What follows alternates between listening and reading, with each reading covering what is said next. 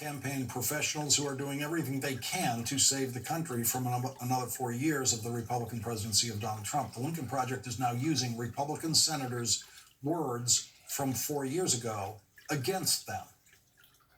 It's up to the American people in this next election to make the nomination for this important seat on the Supreme Court. For the last 80 years, the Senate has not confirmed any nominee nominated during an election year, and we should not do so this time either. We're not going to nominate a Supreme Court justice until the people have spoken. There's going to be an election, and then the new president will have an opportunity to nominate someone in the Senate to confirm them. The people deserve to be heard, and they should be allowed to decide through their vote for the next president the type of person that should be on the Supreme Court.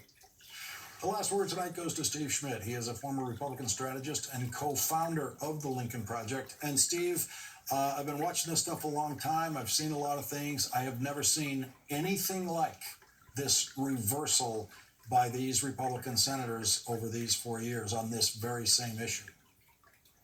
The hypocrisy is unspeakable, but it is what it is. But let's talk about why this is so terrible. The injured party to this action here, it's not the Democratic Party, it's the United States of America. And I think it's important for everyone to understand that what fuels a democracy is faith and belief in the legitimacy of the system. In particular, the legitimacy of the system through the eyes of people who are in the minority. And I don't mean minorities, I mean politically the minority. That they understand that the system has rules, that we elect our representatives, that the person who gets the most votes wins. If you lose an election, you get them the next time. And so we've seen 4 years of Donald Trump whacking at our institutions with a baseball bat, hitting the pillars of the rule of law, assaulting the Justice Department, the intelligence agencies, burning it all down.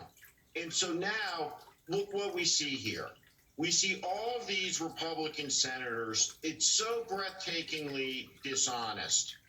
And what they're doing is hurting the country because the faith and belief that we need to sustain our democracy is bleeding out of the system. This is a moment that calls for wisdom, calls for restraint. Restraint is an underappreciated virtue in the functioning of a democratic republic like the United States. Just because you can do it doesn't mean that you should. And by forcing this forward, if they can get the votes, they will break utterly the institution of the United States Senate, shattering what was once known as the world's greatest deliberative body, and they'll break the Supreme Court as an institution. It will become just one more profoundly distrusted institution that the American people look at and think that it was constituted unfairly. And so it's a terrible moment. The principleless application of raw politics in the moment is going to cost the Republicans their majority in the Senate. And I think it's going to put the final nail in Trump's coffin. This is politically terrible for Republicans, but they're willing to do damage to the country in this moment, obviously, to get the pick through on the court.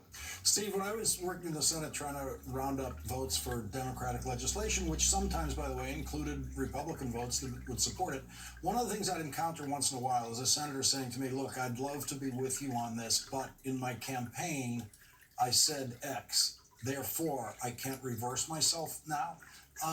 That just doesn't seem like a factor in the lives of Republican senators anymore.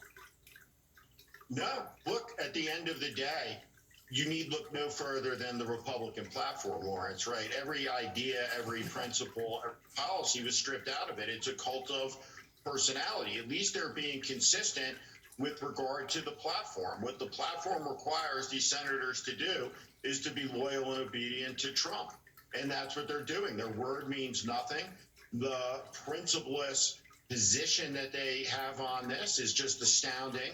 And it is amazing to see all of them and what they said, just how fundamentally dishonest it is. And the truth of the matter is that Trump was always a symptom of our broken politics. But these are all the people who broke it. These are the type of people who are breaking it now and making it worse.